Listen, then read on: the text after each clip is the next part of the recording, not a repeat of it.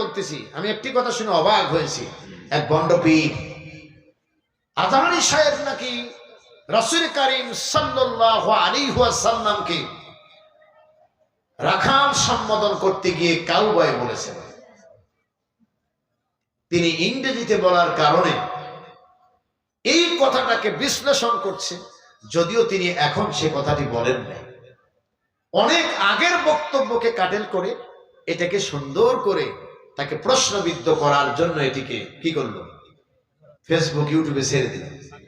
ছেড়ে দেওয়ার পরে এইটা নিয়ে শুরু হলো চুলকানি এমন পর্যায়ে চলে গেল যে তাকে মারার জন্য 10 লক্ষ টাকা পুরস্কার ঘোষণা করল। নাউজুবিল্লাহ। আর আমি কি বলছি জানেন? আমি বলছি এত বড় একজন ইসলামী স্কলারকে মারতে কোনোদিন 10 লাখ টাকায় হয়? টাকা পয়সা যেহেতু বেশি আছে, একটু বেশি ঘোষণা দাও। কথা কয় না?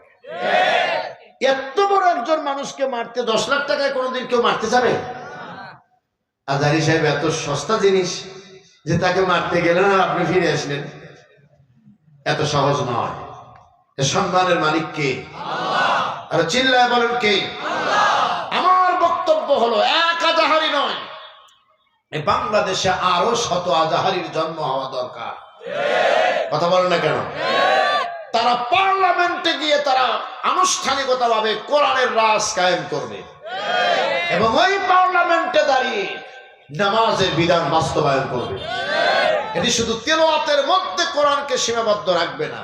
এরকম আজহারী আরো 100 জন তৈরি হওয়া দরকার বাংলাদেশে। চিল্লায় বলেন ঠিক কিনা? আপনি এটাকে কি মনে করছেন? এত বড় দুঃসাহস!